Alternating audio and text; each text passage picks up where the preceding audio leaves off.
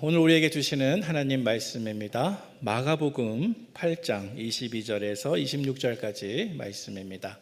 마가복음 8장 22절에서 26절까지 말씀입니다. 저와 우리 성도님들께서 한 절씩 교독하시고 마지막 절 합독하십니다.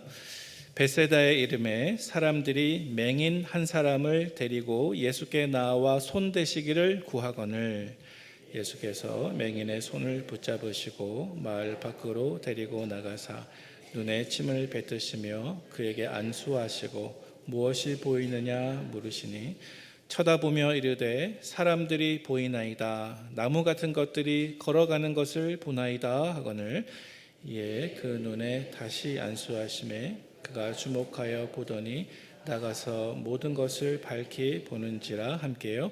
예수께서 그 사람을 집으로 보내시며 이르시되 마을에는 들어가지 말라 하시니라. 아멘. 주일 리뷰에 오신 우리 모든 성도님들과 또 온라인으로 예배하신 우리 귀한 성도님들을 주님의 이름으로 환영하고 축복합니다. 오늘 이 시간에는 마가복음 8장 말씀을 함께 살펴보고자 합니다. 특별히 오늘 본문에는 예수님께서 벳세다라고 하는 장소에 가셨는데 그곳에서 사람들이 한 맹인을 데리고 왔습니다. 예수님께서 고쳐주시기를 바란 것이죠. 그래서 오늘 본문에 보니까 예수님께서는 이 맹인을 고쳐주시기 위해서 이 사람의 손을 잡고 동네 밖으로 데리고 가시고 그의 눈에 침 뱉으시고 또 그의 눈에 친히 안수하시는데 2번 안수하시면서 이 맹인의 눈을 뜨게 하시는 것을 우리가 볼 수가 있습니다. 여러분, 오늘 본문에 기록된 이 사건은 단순한 기적이 아닙니다. 단순한 기적이 아니라 오늘날 신앙생활하고 있는 저와 여러분들에게 중요한 영적인 교훈을 던져주는 본문입니다. 특별히 오늘 본문은 어떤 교훈을 우리에게 주는가 하면 우리가 예수님을 믿고 예수님을 만나고 또 예수님과 교제를 하다 보면 어느새 우리의 믿음이 조금씩 자라나고 우리의 믿음의 시야가 더 넓어지는 과정을 거치게 되는데 바로 이렇게 우리가 예수님과 교제 나누고 내 믿음의 시야가 점차 넓어지고 분명해지는 과정이 바로 우리의 신앙생활이다 하는 것을 가르쳐주는 본문입니다. 자, 오늘 본문의 내용을 한번 자세하게 관찰해 보도록 하겠습니다. 다시 한번 본문으로 돌아가서 성경 앞구절에 있는 말씀들을 눈으로 한번 보시기를 바랍니다. 어떠한 사건이 벌어지고 있었습니까? 예수님께서 벳세다에 이르셨을 때 어떤 사람들이 한 맹인을 예수님께 데리고 와서 그에게 손을 대어 고쳐주시기를 간청했습니다. 참 귀한 일이죠. 맹인이 스스로 예수님께 나올 수 없기 때문에 다른 사람들이 그를 도와주어서 예수님을 만나게 한 것입니다. 아마도 이때 예수님께 맹인을 데리고 온 그 사람들의 기대는 예수님께서 발휘하실 수 있는 그 치료의 능력으로 바로 그 자리에서 즉시 이 맹인의 눈을 뜨게 하시는 것을 바랬고 기대했을 것입니다. 자, 하지만 오늘 본문에 보니까 예수님께서는 어떤 일인지 그 사람들 앞에서 곧바로 치유의 능력을 행하지 않으셨습니다. 말씀을 보시면 오히려 시간을 더 끌어가시고 또 일부러 지체하시는 듯한 모습이 보이고 있습니다. 예수님은 이 맹인을 즉시 고쳐주시는 것이 아니라 대신 그의 손을 잡고 어디론가 이끄십니다.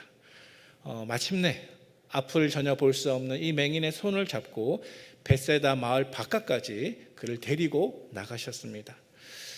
자, 여러분, 이 장면이 어떤 뜻인지 한번 생각해 보시기를 바랍니다. 지금 예수님께서 손을 잡고 마을 밖으로 이끄신 이 사람은 앞을 전혀 볼 수 없는 맹인이라는 사실을 다시 한번 기억해 보시기를 바랍니다.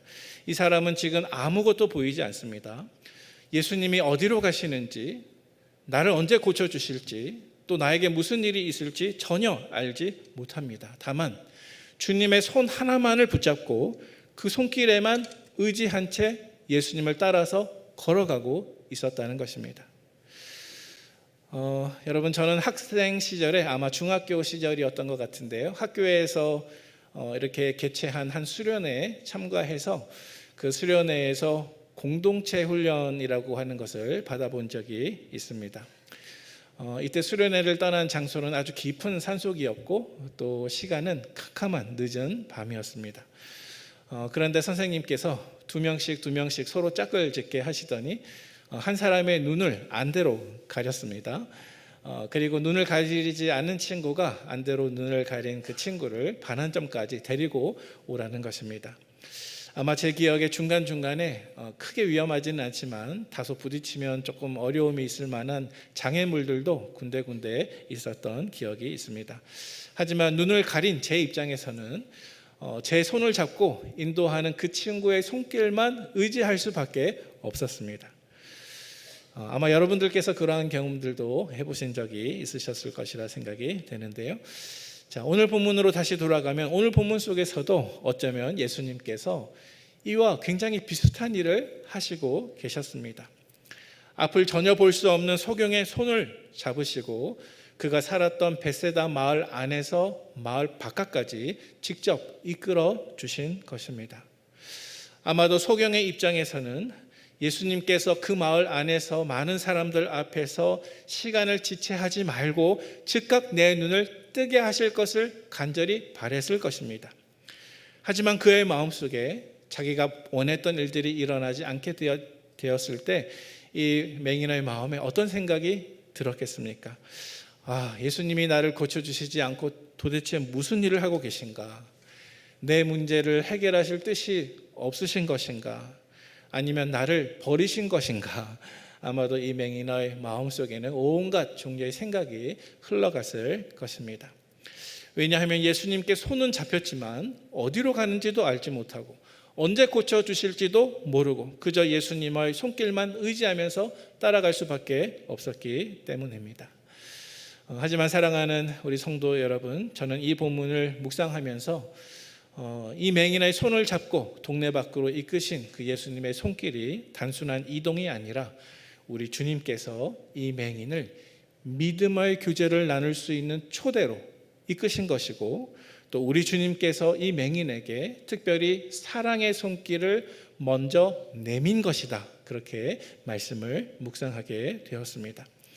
여러분, 어쩌면 이 사건 속에서 우리 주님께서 이 맹인의 손을 잡고 인도하실 때 그것은 마치 위기에 빠진 양을 목자가 붙들고 인도하는 모습과 같이 아주 잠깐의 시간인지 모르겠지만 예수님께서 이 소경에게 예수님의 손만 붙잡고 그 손길을 신뢰하는 방법을 배울 수 있도록 인격적인 방식으로 훈련하신 것이다. 저는 그렇게 결론을 내렸습니다. 여러분, 이 시간에 저와 여러분들의 모습을 한번 생각해 보시기도 바랍니다. 어쩌면 우리는 육신의 눈은 맹인이 아니라 잘 볼 수 있지만 하나님 앞에서 어쩌면 우리의 영적인 눈은 맹인의 신세인지도 모르겠습니다. 어쩌면 우리 역시도 영적인 소경과 영적으로 잘 볼 수 없는 이러한 믿음을 가지고 연약한 믿음을 가지고 우리 예수님께서 나에게 어느 때 찾아오셔서 내 손을 붙드시고 나를 인도하시면 예수님께서 나를 어느 곳으로 이끄시든지 어떻게 이끄시든지 그 손길을 거부하거나 그 손길을 놓쳐버리거나 우리의 고집대로 해서는 안 될 것입니다.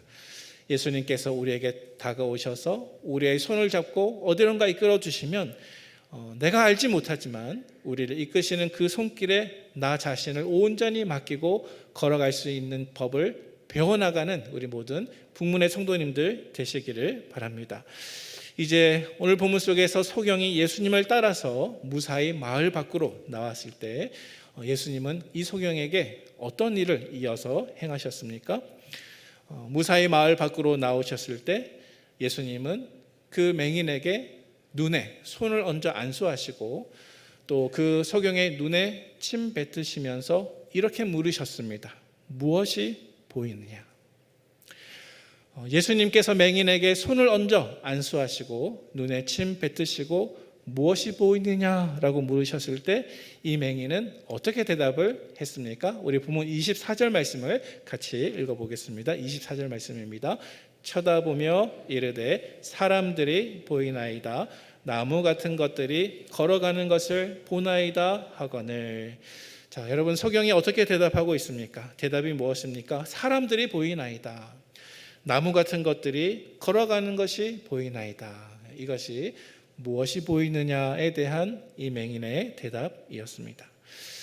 자, 그런데 여러분 이 대답을 한번 잘 생각해 보시기를 바랍니다. 예수님께서 첫 번째 안수하시고 그에게 무엇이 보이느냐 하셨을 때 이 맹인의 눈이 온전히 고침받았다고 말할 수 있겠습니까? 아니죠. 아직은 온전히 고침받았다고 말할 수가 없습니다. 왜냐하면 24절 말씀에 보니까 비록 눈을 열어서 사람들이 보였지만 하반절 말씀에 보니까 사람들이 보이나이다, 나무 같은 것들이 걸어가는 것이 보이나이다, 이렇게 말을 하고 있기 때문입니다. 다시 말해서 예수님의 첫 번째 안수에서 그의 눈이 조금 열려져서 보이긴 했지만 아직은 모든 것이 명확하지 않았고 사람들이 마치 나무들처럼 보이는 정도였습니다. 다시 말해서 이 맹인의 시각과 인식은 예수님께서 첫 번째 안수해 주셨음에도 불구하고 아직까지는 불분명한 인식과 불분명한 시각이었다는 사실입니다. 자, 여러분, 나무 같은 것들이 걸어가는 것이 보이나이다. 이 대답을 들으신 예수님께서 바로 그 다음 순간 이 맹인에게 또 어떻게 하십니까? 말씀을 보시기 바랍니다. 이 소경의 눈에 다시 손을 올리십니다. 다시 안수하십니다. 자, 다시 말해서 예수님께서는 첫 번째 안수에 이어서 다시 두 번째로 그에게 안수해 주십니다. 자, 그래서 예수님께서 이 맹인에게 다시 한번 안수하셨을 때 그가 주목하여 보면서 어떻게 대답하고 있습니까? 우리 25절 말씀은 이렇게 기록하고 있습니다. 우리 25절 말씀 다 같이 읽어보겠습니다. 이에 그 눈에 다시 안수하심에 그가 주목하여 보더니 나아서 모든 것을 밝히 보는지라. 아멘. 자, 다시 말해서 예수님께서 이 맹인에게 첫 번째 지나서 두 번째로 안수하셨을 때 어떤 일이 일어났습니까? 이 소경이 비로소 이 두 번째 안수를 받고 완전히 나아서 주목하여 보더니 모든 것을 밝히 보게 된 것입니다. 다시 말해서 예수님의 첫 번째 안수가 아니라 두 번째 안수를 통해서 이 맹인은 온전한 치유를 받게 되었습니다. 자, 그러면 여러분 여기서 한 가지 질문이 생길 수밖에 없겠죠. 자, 예수님은 도대체 왜 한 번이 아니라 두 번에 걸쳐서 이 맹인을 치유하셨을까요? 자, 여러분 예수님께서 왜 한 번이 아니라 두 번의 과정을 거쳐서 이 맹인의 질병을 다루셨습니까? 예수님이 한 번의 안수로 고칠 수 있는 능력이 없으셨기 때문입니까? 그렇지 않습니다.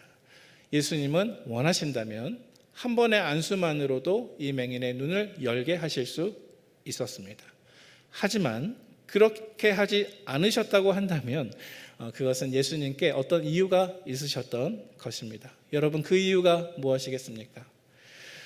오늘 본문 속에서 예수님께서 맹인을 한 차례가 아니라 두 차례에 걸쳐서 치유하신 것은 저와 여러분들의 믿음의 시각과 믿음의 이해가 단번에 완성되는 것이 아니라 시간 안에서 조금씩 점진적으로 성숙해 가는 것이라는 사실을 가르쳐 주시기 위해서 상징적으로 주님께서 그렇게 하신 것입니다. 한번 제가 설명할 테니 들어보시기를 바랍니다. 여러분, 어떤 사람이 예수님을 믿게 되었습니다. 예수님을 영접했습니다. 그러면 이 사람은 영적으로 다시 태어난 존재가 되는 것입니다. 그것을 조금 어려운 말로 중생이라고 말을 하죠. 자, 예수님을 믿어서 영적으로 다시 태어났지만 이 초신자의 믿음의 상태는 아직 어린아이와 같습니다. 아직 어린아이와 같아서 이 초신자는 앞으로 신앙생활을 통해서 조금씩 자라나야 할 과정이 여전히 남아 있습니다. 우리가 육체적으로 새롭게 태어난 아기가 시간이 지나면 유아가 되고 어린이가 되고 청소년이 되고 드디어 장년이 되는 것처럼 우리 신자들의 믿음의 시각과 이해도 마찬가지입니다. 우리 신자들의 믿음의 시각과 신앙의 삶도 내가 예수를 믿었다고 해서 단 한 번에 모든 것이 다 완성되는 것이 아니라 단 한 번에 모든 것이 성숙하게 되는 것이 아니라 시간 안에서 단계를 거쳐서 점진적으로 서서히 자라나야 한다는 것입니다. 따라서 사랑하는 우리 성도 여러분, 내가 예수님을 믿습니다 하는 이 신앙 고백이 우리의 신앙의 전부가 아닌 것임을 기억하시기를 바랍니다. 우리의 신앙생활은 반드시 단계적인 성숙과 자라남의 과정이 필요한 것입니다. 자, 그래서 오늘 본문 속에서 예수님께서 이 맹인을 단번에 고쳐주시지 않고 마을 바깥으로 인도하시고 시간을 지체하시면서 두 단계에 걸쳐서 치유하신 목적은 바로 저와 여러분들의 신앙생활 안에서 이렇게 단계적인 신앙의 자람, 또 믿음의 시각의 자람이 필요하다는 사실을 우리에게 보여주시기 위함입니다. 사랑하는 우리 북문의 성도 여러분, 여러분들의 신앙과 삶 속에도 이러한 점진적인 성화의 과정이 반드시 일어나게 되시기를 주님의 이름으로 축복합니다. 여러분들의 믿음의 시각이 오늘보다는 내일이, 그리고 올해보다는 내년이 더 넓어지고 더 분명해지고 더 영적으로 성숙해지는 거룩한 축복이 저와 여러분들의 축복이 되기를 주님의 이름으로 축복합니다.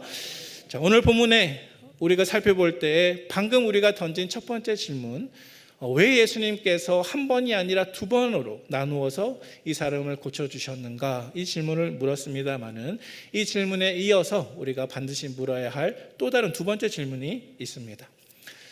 또 다른 두 번째 질문은 무엇이냐면, 이 예수님께서 베세다에서 만난 맹인에게 다가가시고 접근하신 방법에 관한 질문입니다. 자, 예를 들어보면요, 자, 때로는 예수님께서는 치료를 원하는 질병을 가진 환자를 만나셨을 때 다만 말씀만으로, 그저 말씀 한마디로 그 사람의 질병을 치유해 주신 적도 참 많이 있습니다. 그렇지 않습니까? 자, 그런데 오늘 본문에서는 예수님께서 베세다에서 만난 이 맹인을 고쳐주시기 위해 조금 다른 방법을 사용하셨습니다. 말하자면 이 맹인에게는 두 번에 걸쳐서 안수하시고 또 그에게 눈에 침을 뱉으시면서 치유하시고 그와 대화를 나누시는 방법들을 사용하신 것입니다. 자, 여러분, 예수님께서 특별히 이 베세다의 맹인을 만나서 단지 말씀 한마디로 고쳐주시지 않고 조금 다른 방법을 사용하시는 이 모습을 보면서 우리 성도님들께서는 어떤 생각, 또 어떤 묵상의 마음이 드시는지요? 사실 오늘 본문이 지나서 마가복음 10장 말씀에 보면 소경 바디메오가 예수님께 나와서 예수님 보기를 원합니다 이렇게 고백했을 때 주님께서는 이 소경 바디메오에게 어떠한 신체적인 접촉도 없이 말씀만으로 고쳐주십니다. 그래서 마가복음 10장 52절 말씀을 보니까 가라, 내 믿음이 너를 구원하였느니라, 이 말씀이 떨어지자마자 이 소경 바디메오의 눈이 열려지는 기적이 일어나게 되었습니다. 자, 이처럼 예수님은 단지 말씀 한마디만으로도 맹인의 눈을 얼마든지 고쳐줄 수 있었지만 오늘 이 베세다의 소경에게는 그렇게 하시지 않습니다. 오늘 본문에 등장하는 이 맹인에게는 말씀이 아니라 촉각적인 방법으로, 또 물리적인 방법으로 주님이 접근하고 계십니다. 그래서 이 맹인의 손을 붙잡으셨고 그의 손을 붙잡고 마을 밖으로 데리고 나가셨고 또 그의 눈에 직접 침을 뱉어서 이렇게 바르시고 또 그의 눈에 두 번 손을 얹어 안수하시면서 무엇이 보이느냐라고 대화와 질문을 나누시는 모습을 볼 수가 있습니다.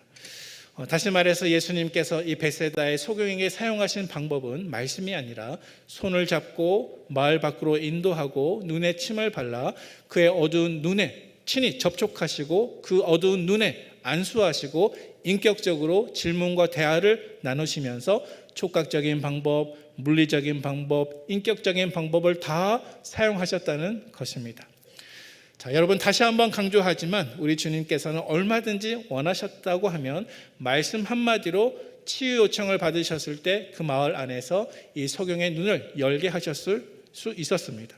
하지만 그렇게 하시지 않은 이유가 무엇인가 하는 것입니다. 자, 예수님께서 그렇게 하시지 않은 데에는 분명한 목적과 이유가 있었습니다. 여러분, 그것이 무엇일까요? 저는 이 해답을 말씀을 묵상하면서 발견하게 되었는데요. 그 이유는 무엇이냐면 예수님께서 우리의 문제를 해결하시고자 하실 때, 또 우리를 치유하시고자 하실 때 예수님은 단지 기계적으로 우리가 가진 그 문제만을 해결하기를 바라는 분이 아니시라, 우리 예수님께서는 그 문제를 넘어서서 우리 각 사람에게 인격적으로 먼저 다가오시기를 바라시고, 그 다가오심을 통해서 우리의 믿음의 시각을 넓게 하시기를 원하시는 것이 정말 예수님께서 우리를 향한 뜻을 가지고 계시다는 사실입니다. 자, 이것을 조금 간단하게 한번 정리해 보도록 하겠습니다. 이것을 정리해서 다음과 같이 말을 할 수가 있습니다. 하나님은, 혹은 예수님은 우리에게 원하시는 것이 있습니다. 그것은 무엇이냐면, 첫 번째로 내가 가진 문제의 차원을 넘어서서, 두 번째로 인격적으로 나에게 다가오시기를 원하시고, 또 세 번째로 그렇게 하심으로써 우리에게 믿음의 눈을 열어주시기를 원하십니다. 이것이 하나님께서 우리에게 가지고 계신 목적과 계획입니다. 여러분, 이 같은 원리들을 알려주는 성경의 수많은 예들이 있는데요, 제가 몇 가지만 한번 같이 묵상해 보도록 하겠습니다. 혹시 말씀이 다 생각나지 않아도 한번 들어보시기를 바랍니다. 자, 첫 번째 예로 하갈의 예를 들 수가 있습니다. 여러분, 하갈이 어떤 사람입니까? 아브라함의 아내 사라의 여종이었죠. 자, 하갈이 아브라함에게서 이스마엘을 임신했습니다. 임신한 후에 여주인 사라의 학대를 받게 됩니다. 그래서 그 학대를 피해서 광야로 도망쳐 나왔습니다. 자, 창세기 16장에 기록된 말씀인데요, 이 말씀에 하갈의 경우에 어떤 문제를 가지고 있었습니까? 광야에서 학대를 받고 도망치는 고통을 당하는 문제를 가지고 있었습니다. 자, 이 하갈의 경우에 그가 가진 문제를 해결하는 것은 무슨 뜻이냐 하면, 광야에서 도망치는 그 고통에서 빨리 벗어나는 것이 이 하갈의 문제의 해결이었습니다. 자, 그런데 창세기 말씀에 보니까 하나님께서는 이 하갈의 문제를 직접 해결해 주시지 않습니다. 다만 이 문제를 넘어서서 인격적으로 하갈에게 다가오십니다. 찾아오십니다. 그래서 하갈의 이름을 부르십니다. 그리고 하갈에게 말씀하시기를 내가 너의 고통을 알고 있다 라고 말하셨습니다. 자, 그리고 나서 하나님은 하갈에게 다시 너의 주인 사라에게 돌아가라 이렇게 명령을 내리시죠.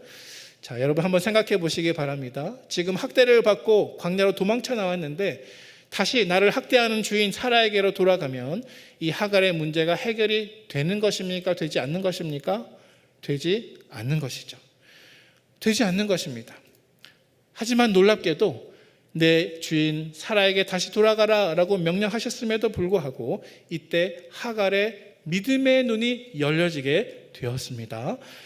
그의 문제가 단번에 해결되지는 않았지만 인격적으로 나를 다가오셔서 내 이름을 불러주시고 내가 너의 고통을 들어서 안다라고 말씀하셨을 때 이 하갈은 하나님께서 나를 보호하고 계신다는 사실을 깨닫게 되었습니다.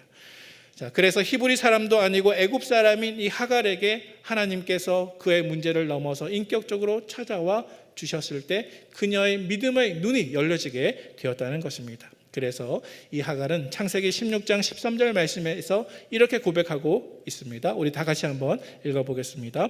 하갈이 자기에게 이르신 여호와의 이름을 나를 살피시는 하나님이라 하였으니 이는 내가 어떻게 여기서 나를 살피시는 하나님을 배웠는고 함이라. 아멘. 자, 비록 문제는 직접 해결되지는 못했습니다. 하지만 이 하갈의 믿음의 눈이 열려지게 되었을 때 하갈은 나에게 찾아오신 하나님이 나를 살피시는 하나님이셨구나 하는 사실을 깨닫게 되었다는 것입니다. 여러분, 두 번째 예를 들어보겠습니다. 여러분, 성경의 인물들 중에서 야곱을 한번 생각해 보시기 바랍니다. 야곱이 두려움 속에서 형 에서를 기다리고 있었습니다. 장소는 야복강 인근이었습니다. 형 에서가 400명이나 되는 군사들을 이끌고 야복강 건너편에서 자기의 장자권을 빼앗아 도망친 이 야곱을 기다리고 있었습니다. 야곱은 심히 두려웠습니다. 심히 두려웠습니다. 이 야곱의 경우에 문제가 해결된다고 하는 것은 무슨 뜻입니까? 이 야곱의 경우에 문제가 해결된다고 하는 것은 형 에서를 아예 만나지 않고 피해 간다든지 아니면 만난다 할지라도 그의 안전이 확실하게 보장되는 것이 아마 이 야곱의 문제의 해결이었을 것입니다. 그런데 여러분, 창세기 32장 말씀에 보니까 하나님께서는 그의 문제를 직접 해결해 주거나 보장해 주시지 않습니다. 대신 그의 문제를 그대로 놔두시고 그 문제를 넘어서서 인격적으로 야곱을 찾아오십니다. 그리고 어떻게 하십니까? 하나님은 밤새 씨름하시듯 야곱을 만나 주셨습니다. 야곱과 몸을 직접 닿고 몸을 직접 부딪히셨습니다. 그래서 이 만남은 단순히 야곱의 기도의 응답이 아니라 하나님과의 인격적인 대면이었습니다. 그리고 나서 하나님께서는 야곱에게 말씀하십니다. 너의 이름을 다시는 야곱이라고 하지 않고 이스라엘이라고 부를 것이다. 왜냐하면 네가 하나님과 및 사람들과 겨루어 이겼기 때문이다 라고 말씀하십니다. 여러분, 이것이 무슨 소용이 있는 것입니까? 형 에서를 두려워하는 현실의 문제가 아직 해결되지 못했습니다. 하지만 이름이 바뀐 것이죠. 그러나 놀랍게도 말씀을 보니까 바로 이때 야곱의 믿음의 눈이 활짝 열려지게 되었습니다. 그래서 그는 창세기 32장 30절 말씀 속에서 이렇게 고백하고 있습니다. 우리 다 같이 한번 말씀을 읽어보겠습니다. 그러므로 야곱이 그곳 이름을 브니엘이라 하였으니 그가 이르기를 내가 하나님과 대면하여 보았으나 내 생명이 보존되었다 함이더라. 아멘. 자, 여러분, 야곱은 나를 찾아오신 하나님과의 인격적인 만남을 통해서 문제는 해결되지 못했지만 내 생명을 보존하시는 하나님을 경험하게 되었습니다. 형 에사와 만나서 내 생명이 위험한 것을 걱정하고 두려워하는 정도가 아니라 하나님을 대면했는데 내 생명이 보존되었다고 한다면 형 에사를 만났을 때에는 말할 것도 없는 것이죠. 여러분, 세 번째 예를 들어보겠습니다. 엠마오로 내려가는 두 제자의 이야기를 우리가 다 기억하고 있을 것입니다. 예수님의 제자들 가운데 두 사람이 엠마오로 내려가고 있었습니다. 이 두 제자는 예수님의 죽음에 대해서 크게 실망했습니다. 그리고 크게 절망했습니다. 지난 3년 동안 예수님을 따라다닌 모든 수고가 물거품이 되고 말았습니다. 여러분, 엠마오로 내려가는 이 두 제자의 경우에 그들이 겪고 있는 이 현실적인 문제가 해결된다고 하는 것은 무엇을 뜻하는 것일까요? 아마도 이 두 사람에게 갑자기 성공의 길이 열려진다든지 갑자기 출세의 길이 보장된다든지 아니면 예수님이 살아계시다고 하는 부활의 직접적인 증거가 나타나는 것이었을 것입니다. 자, 그런데 여러분, 말씀을 보면 누가복음 24장 말씀 속에서 예수님은 심지어 이들 앞에 나타나셨지만 그들 앞에 서셔서 내가 바로 부활한 그 예수 그리스도라고 해명하시지 않습니다. 다시 말해서 이 엠마오의 두 제자들의 문제를 직접적으로 해결해 주시지 않았습니다. 직접 문제를 풀어주시지 않고 다만 그 문제를 넘어서서 인격적으로 천천히 그들을 찾아오십니다. 그래서 길에서 그들과 함께 걸으셨고 함께 대화 나누셨고 식탁을 함께 하셨고 또 그들에게 성경을 직접 풀어주셨습니다. 예수님은 결코 내가 바로 그 부활한 예수 그리스도라고 직접적으로 그들에게 해명하시지 않았습니다. 단지 인격적인 방법으로 찾아오실 뿐이었습니다. 그리고 시간이 지났습니다. 그런데 여러분, 말씀해 보니까 주님께서 식탁에 앉으셔서 떡을 떼어 주셨을 때 이 두 제자들의 믿음의 눈이 열려지게 되었습니다. 그들이 주님께서 떼어주신 그 떡을 받았을 때 그들의 눈이 열려져서 이분이 바로 부활하신 우리의 주님이시라는 사실을 알아보게 되었다는 것입니다. 하지만 이때 주님은 더 이상 보이지 않았습니다. 여러분, 성경에 등장하는 이러한 수많은 이야기들 가운데 공통점으로 드러나는 모습이 무엇입니까? 그것은 무엇이냐면 하나님은 단지 내가 당면한 그 현실적인 문제들만 해결하기 위해서 나에게 찾아오는 기계적인 응답자가 아니라는 사실입니다. 그 대신 하나님은, 또 예수님은, 성령님은 우리가 가진 현실의 문제를 넘어서서 우리 한 사람 한 사람을 인격적인 방법으로, 또 구체적인 방법으로 만나기 원하시는 주님이시라는 사실입니다. 그래서 때로는 내 현실의 문제가 아직 해결되지 못하고 그대로 남아 있음에도 불구하고 주님께서 나에게 찾아오셔서 우리와 인격적으로 만나주시고 교제하실 때 그 인격적인 만남과 교제를 통해서 우리의 믿음의 시야가 갑자기 열려지게 됩니다. 우리의 믿음의 이해가 갑자기 확실해지게 됩니다. 그래서 이 모든 과정을 통해서 우리 주님께서는 저와 여러분들을 믿음의 세계로, 새로운 믿음의 도약으로 인도하기를 원하시는 것이 우리 주님의 뜻이라는 사실입니다. 자, 여러분 한번 생각해 보시기를 바랍니다.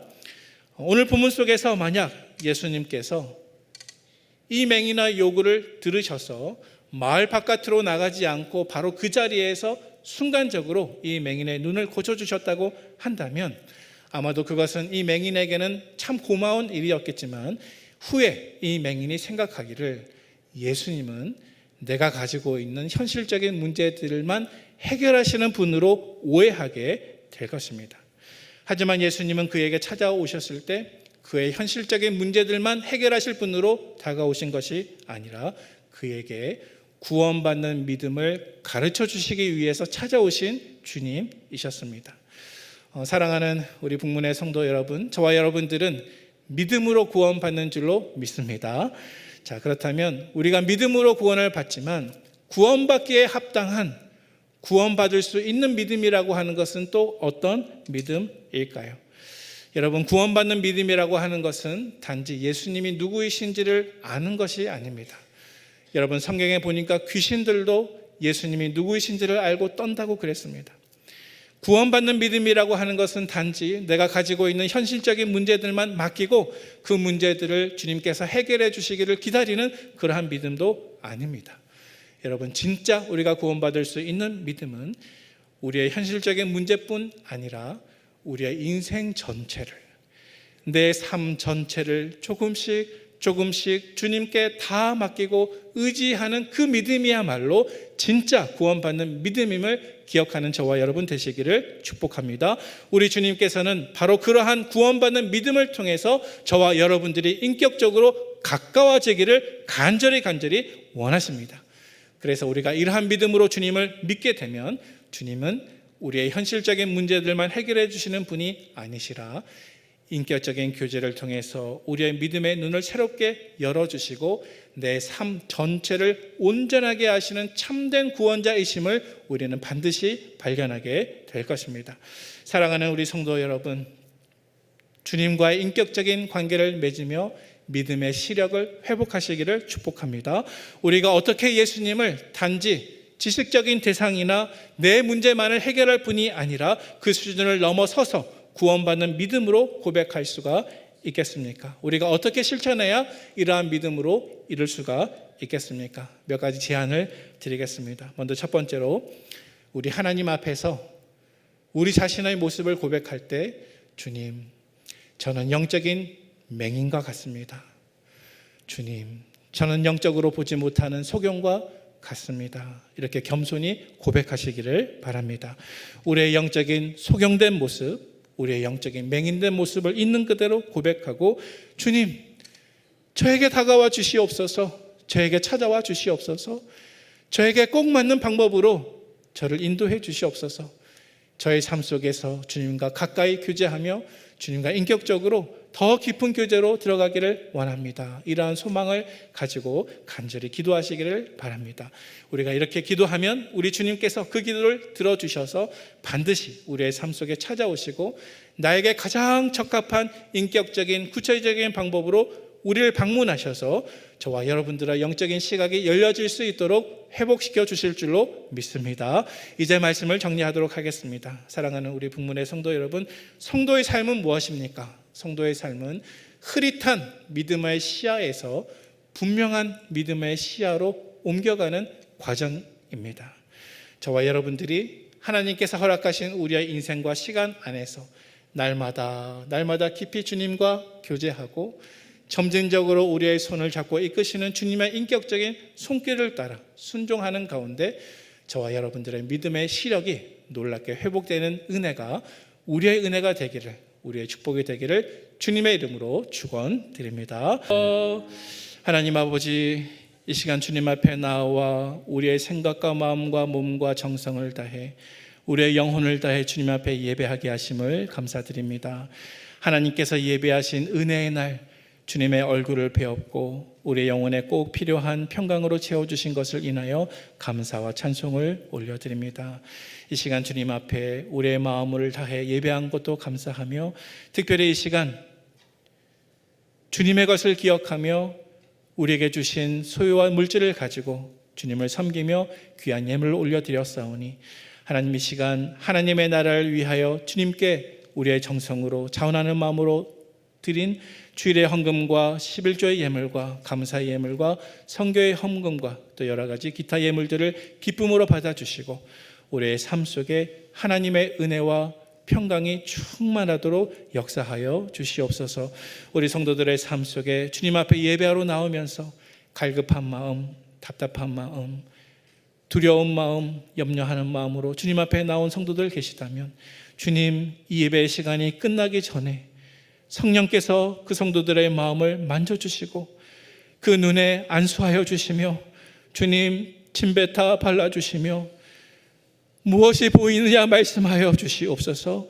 우리의 마음속에 주님께서 주시는 믿음의 시각의 회복이 있기를 간절히 기도하오니 비록 내 문제는 다 온전히 해결되지 못했다 할지라도 내 삶을 책임져 주시며 나의 생명을 지켜주시며 나를 보호하시고 나를 진실로 사랑하시는 하나님을 만날 수 있는 예배의 시간, 우리의 신앙의 여정이 될 수 있도록 축복하여 주시옵소서. 사랑 많으신 예수님의 이름으로 감사하며 기도하옵나이다. 아멘. 아버지 하나님, 이 시간 주님 앞에 우리의 간구의 소망을 올려드리오니 우리의 기도의 제목을 마다하지 마시고 주님 우리의 목소리에 귀 기울여 주시옵소서. 하나님 우리의 현실 속에서 해결해야 할 많은 문제들이 있음을 주께서 아십니다. 아직 해결되지 못한 문제들도 많이 있습니다. 하나님 우리는 기도 가운데 주님 앞에 나아가기를 원합니다. 그러나 하나님 앞에 우리가 설 때에 주님을 단지 내 문제만 해결할 뿐으로 바라보지 말게 인도하여 주옵소서. 나의 상황에 가장 적합한 방법으로 다가오셔서 나를 만나시고 나의 마음을 위로하시고 나에게 확신을 주시며 내 믿음에 닫혀진 눈을 활짝 열게 하실 주님을 경험할 수 있는 우리의 신앙과 인생 될 수 있도록 복을 베풀어 주시옵소서. 우리의 믿음을 연단시켜 주시고 오늘보다는 내일보다는 모레가, 올해보다는 내년이 우리의 믿음의 시야가 더 분명해지며 더 넓어질 수 있는 복을 허락하여 주시옵소서. 그래야 우리 삶 속에 문제는 많지만 그 문제에 침몰당하지 않도록 인도하여 주시며 내 문제가 아니라 내 문제를 붙들고 계시며 나를 사랑하시는 주님의 손길을 더 붙잡고 하나님 실망하거나 낙심하지 아니하고 하나님을 온전히 신뢰할 수 있는 구원받는 믿음을 회복하는 역사에 있도록 인도하여 주시옵소서. 우리를 사랑하시는 예수님의 귀하신 이름으로 감사하며 기도하옵나이다. 아멘. 이제는 우리 구주 예수 그리스도의 은혜와 하나님 아버지의 사랑과 성령님의 새롭게 하심, 교통하심이 내 믿음의 연약함 주님 앞에 온전히 고백드리고 이제는 나의 믿음의 눈을 열게 하기 위하여 내 인생의 모든 순간 동안에 인격적으로 다가오실 예수님을 환영하며 내 손을 붙들고 인도하시는 주님의 손길이 어디로 인도하시는지 알지 못하지만 찬송과 확신 가운데 그 길을 걸어가기를 다짐하고 결단하는 사랑하는 우리 북문의 모든 성도들 머리 위에 지금부터 영원토록 함께 있을지어다. 아멘.